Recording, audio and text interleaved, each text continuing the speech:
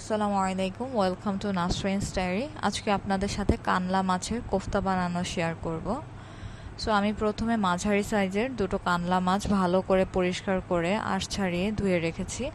এখন আমি শিলপাটাতে এই মাছগুলোকে থেতলে নেব। প্রথমে আমি একটা মাছকে খুব ভালো করে আস্তে আস্তে থেতলে নিচ্ছি। যেহেতু মাথার অংশটা কাটা, সো এদিক থেকে থেতলানো অংশগুলো বের হয়ে আসছিল, মাছের ভেতরের অংশটা। তার পাশাপাশি সাইডে যে চিকুন অংশটা থাকে সেদিক থেকেও আস্তে আস্তে মাছগুলো বের হয়ে আসবে। এই মাছগুলো সাধারণত অনেক নরম হয়, সো থেতলে কোফতা করাটাও অত বেশি কঠিন না, এটা যে কেউই করতে পারবেন, খুবই ইজি আর বেশি সময়ও লাগে না। অল্প অল্প করে থেতলে মাছগুলো বের করে নিচ্ছিলাম।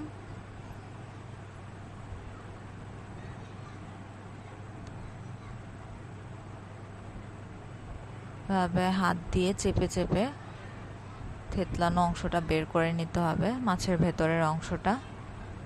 এই যে দেখুন, পাশ থেকেও কিন্তু মাছ বের হয়ে আসছে।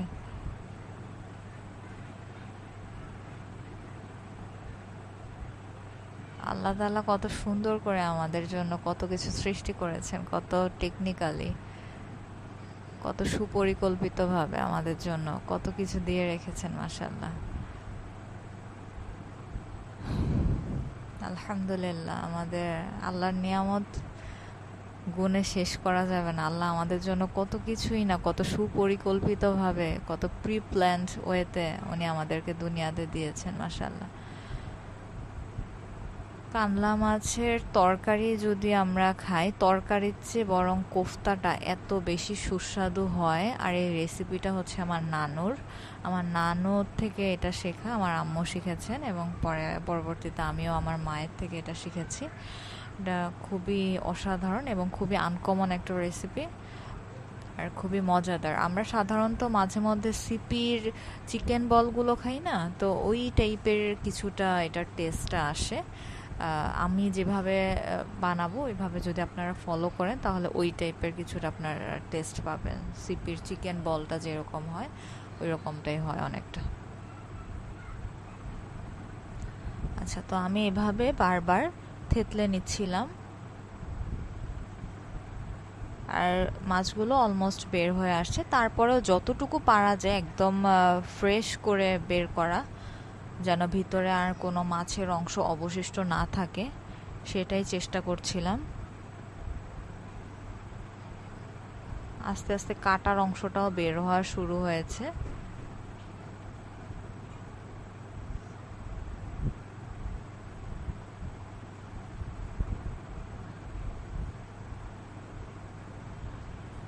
হাত দিয়ে এভাবে চেপে চেপে, আমার আম্মুকে দেখে এভাবে চেপে চেপে উনি ভিতর থেকে মাছের অংশটা বের করেন।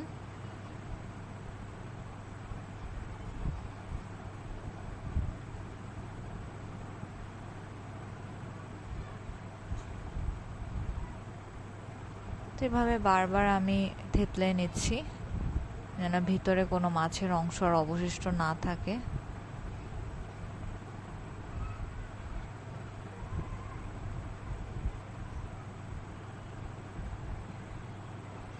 পাশ থেকেও এভাবে আপনারা চেপে চেপে বের করতে পারেন।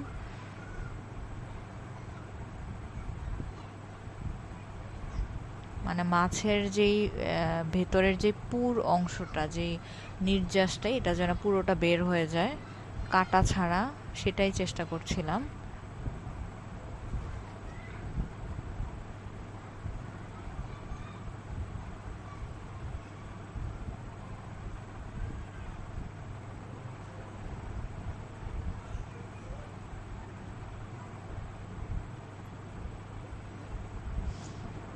তো ব্যাস, আমার মাছের অংশটা বের করার পর এখন আমি সাইডের অংশটা আস্তে করে টান দিয়ে ছিঁড়ে নিচ্ছি।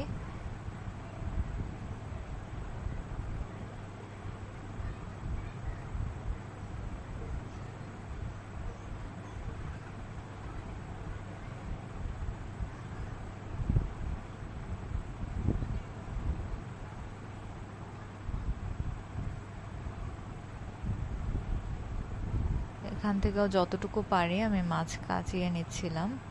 এবং যে কাঁটাগুলো আছে সে কাঁটাগুলো আমি ছাড়িয়ে নিব।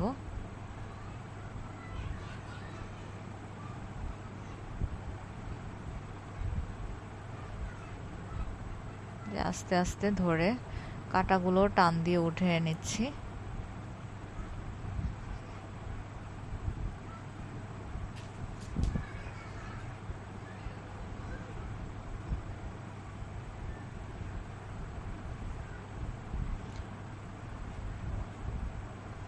এই কাঁটাগুলো চাইলে আপনারা ফেলে দিতে পারেন, আবার এগুলো অনেকে লবণ হলুদ মরিচ মেখে খুব কড়কড়া করে ভেজেও খায়। এটা আপনাদের ইচ্ছা, চাইলে খেতে পারেন ভেজে অথবা ফেলে দিতে পারেন।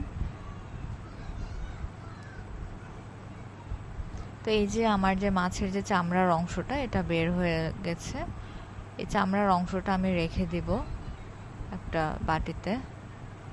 এটা পরবর্তীতে আমার কোফতা বানানোতে লাগবে। এবং এখানে যতটুকু কাটা লেগে আছে, টুকটাক যদি কাটা লেগে থাকে হালকা পাতলা, সেগুলো আপনারা উঠিয়ে ফেলে দিবেন।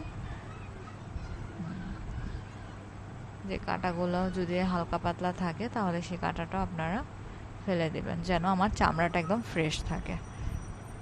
ব্যাস, আমার একটা মাছ রেডি। এখন আমি সেকেন্ড মাছটাও ঠিক একইভাবে থেতলে রেডি করে নেব। দেখুন মাছটা এত সুন্দর, মানে এত সফট, মানে থেতলানোর সাথে সাথেই কত সুন্দর করে মাশাল্লাহ মাছগুলো বের হয়ে যাচ্ছে, পুরটা বের হয়ে যাচ্ছে সাইড থেকে উপর থেকে সব দিক থেকে। মাশাল্লাহ, আল্লাহ কত সুন্দর করে কত সিস্টেম করে দিয়েছেন মানুষের জন্য, যেন কাজ সহজ হয়ে যায়। মাশাল্লাহ,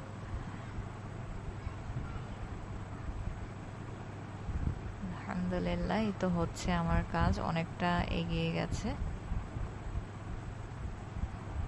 আর থেতলানোর সময় যদি আপনাদের কাটার অংশটা বের হয়ে যায়, মাছের কাটার অংশ যদি বের হয়ে যায়, খুব সাবধানে আপনারা মাছগুলো কাচাবেন, কারণ এটার কাটা কিন্তু ধারালো আছে। এই যে আমার দেখুন এদিক দিয়ে কাটা অনেকটাই বের হয়ে গেছে। সো এরকম কাটা যদি বের হয়ে যায় আপনারা খুব সাবধানে ধরবেন বা কাচাবেন, কারণ এতে কাটার গুঁতা কিন্তু হাতে লাগবে। আমি বারবার এভাবে থেতলে মাছগুলো বের করে নেব। আমি পুরো প্রসেসটাই আপনাদের সাথে শেয়ার করছি, আমি ভিডিওর কোনো অংশ কাটিনি। হ্যাঁ, আমি পুরো প্রসেসটা আপনাদের সাথে শেয়ার করছি, যেন আপনারা খুব ভালোভাবে জিনিসটা বুঝতে পারেন।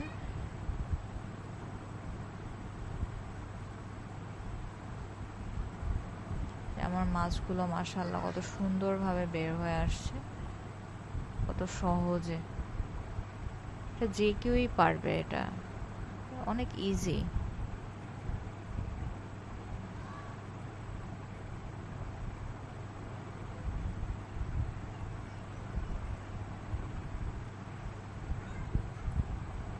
তো বারবার আমি থেতলে মাছগুলো বের করে নিয়েছি। আরও দেখছিলাম চেপে চেপে যদি কোনো মাছ থাকে অংশ, কারণ যতটুকু আপনি পারেন একদম কাচিয়ে পুরো মাছটা নিয়ে নেওয়ার চেষ্টা করবেন।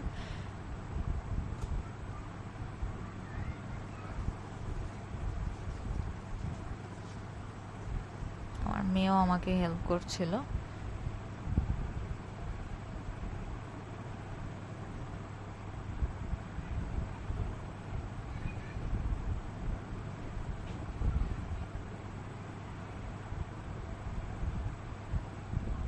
এই তো আমাদের মাছের অংশটা নেওয়া শেষ। এখন আমি আস্তে করে টান দিয়ে এই চামড়াটা খুলে নিব।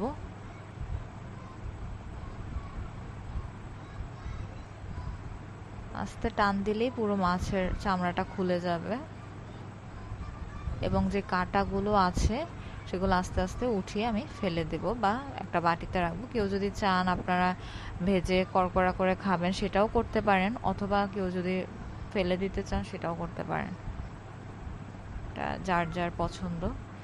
সো আমি এক সাইড করে রাখছি কাঁটাগুলো।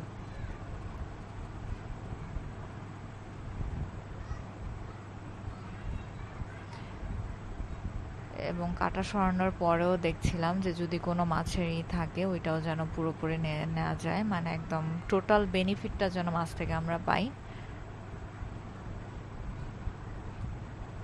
আর তাছাড়া এই মাছ অনেক উপকারী, স্বাস্থ্যসম্মত নদীর মাছ,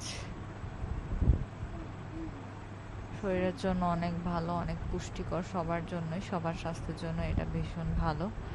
সো আমার মাছ দুটো কমপ্লিট রেডি এবং চামড়া দুটো আমি আলাদা করে রেখেছি। এখন আমি একটা বাটিতে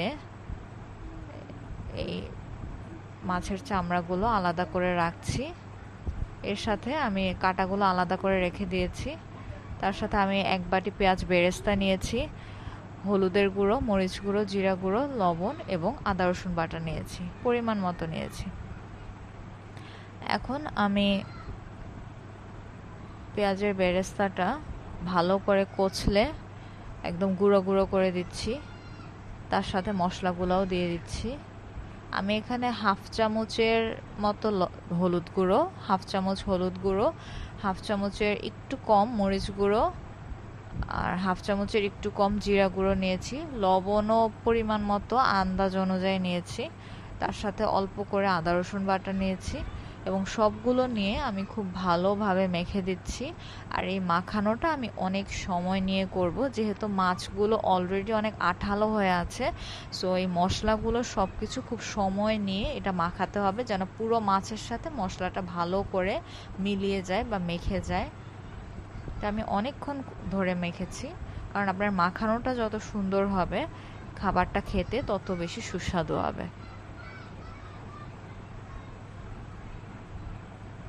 আর আপনারা সাধারণত চেষ্টা করেন পেঁয়াজের বেরেস্তাটা দিতে, তাহলে মানে পুরো মাখানোটা ড্রাই থাকে। আর যদি আমরা কাঁচা পেঁয়াজটা দিই তাহলে অনেক সময় পেঁয়াজ থেকে পানি ছেড়ে দেয়। তো এই তো আমি মাখানো শেষে পুরো মাছটাকে 2 ভাগে করে রেখেছি। এখন আমি ওই রেখে দেওয়া চামড়াগুলো একটা বাটিতে নিয়ে সেটার উপরে এই মাছের পুরটা ভালো করে বসিয়ে সেট করে দিব। এই রেসিপিটা আমার নানুর থেকে শেখা, আমার নানুর থেকে আমার মা শিখেছেন, তা ওনার থেকে আমি শিখেছি। তো এটা ভীষণ মজাদার এবং ভীষণ আনকমন, আমি সচরাচর কাউকে দেখিনি এই রেসিপিটা করতে।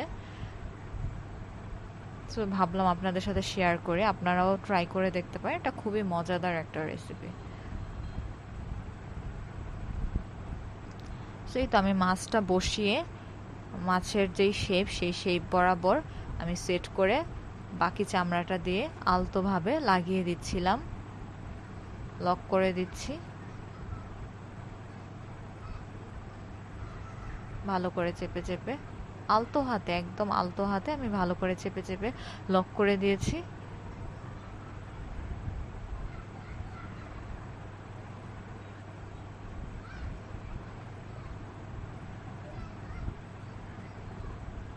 এই যে দেখুন আমার মাছ একটা রেডি। এখন আমি এটা অন্য একটা পাত্রে রেখে দিব। এখন আমি সেকেন্ড মাছের চামড়াটা নিয়ে এটাও সেম ভাবে সেট করব।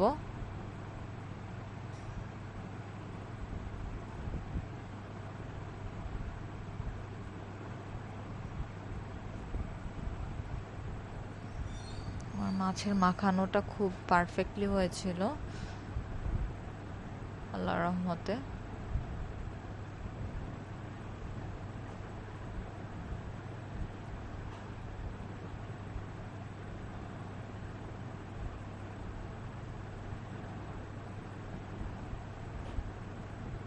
খুব সুন্দরভাবে আমি পুরো মাছের শেপ বরাবর বসিয়ে দিচ্ছিলাম মাছের পুরটা।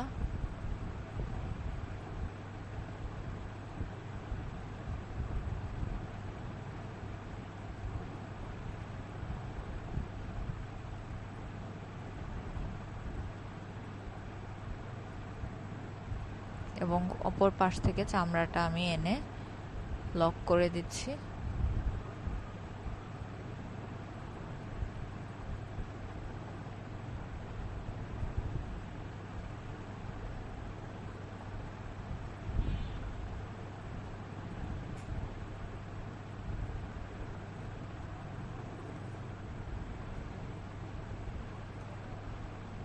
এই তো আমার এইটাও রেডি, এই মাছটাও রেডি হয়ে গেছে। এখন আমি 2টা মাছ অন্য একটা বাটিতে রেখে ভেজে নেব। সো আমার দুটো মাছই রান্নার জন্য রেডি। তারপর আমি একটা ফ্রাই প্যানে আমার যেই তেলটা ছিল, বেরেস্তা করার পর যে তেলটা ছিল সেটা দিয়ে আমি কিছুক্ষণ গরম করে নিয়েছি তেলটা। তারপর আমার মাছ দুটো দিয়ে দিয়েছি। এই মাছগুলো আমি প্রথমে ভেজে নেব, হালকা করে ভাজবো, হালকা মিডিয়াম টু হাই ভাজবো।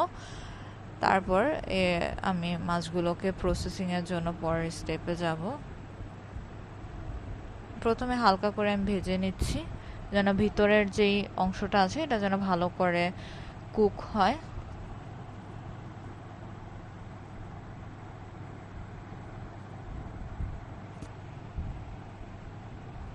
এটা একটু আস্তে আঁচ দিয়ে ভাজতে হবে, কারণ মাছের চামড়া তো পাতলা। আপনারা যদি বেশি আঁচ দিয়ে দেন তাহলে কিন্তু এটা পুড়ে যেতে পারে। সো আমি হালকা আঁচে বারবার উল্টে পাল্টে ভেজে নিচ্ছিলাম।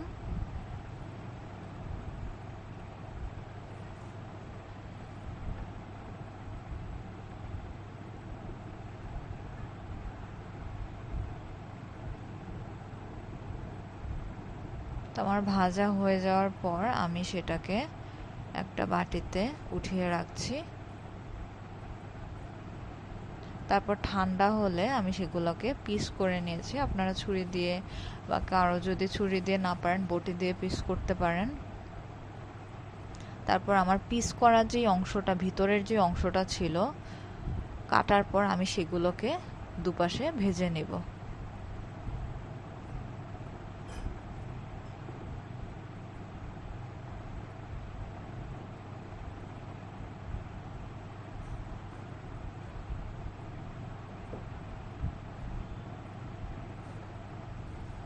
ভালো করে ভেজে নেব, যেহেতু মাছের এটা কোফতা, সো একটু কড়া ভাজা না হলে ভাল লাগবে না।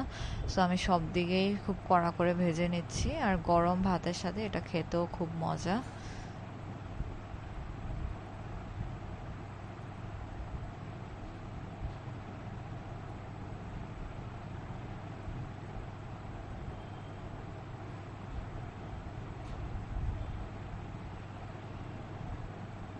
কিছুক্ষণ সময় নিয়ে আমি ভাজবো যেন সবগুলো দিকই, সবগুলো টুকরো খুব ভালোভাবে মচমচে করে ভাজা হয়। তো এই তো আমার বেশ কিছু পিস রেডি হয়ে গেছে, আমি সেগুলো উঠিয়ে নিচ্ছি। বাকি যেগুলো ছিল সেগুলো উঠিয়ে নিচ্ছি।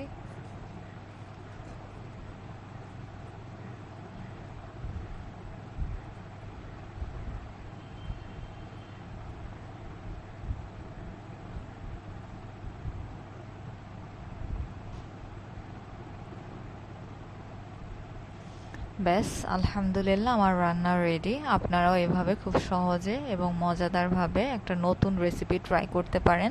ভালো লাগলে আমার চ্যানেলটি সাবস্ক্রাইব করতে পারেন। আসসালামু আলাইকুম।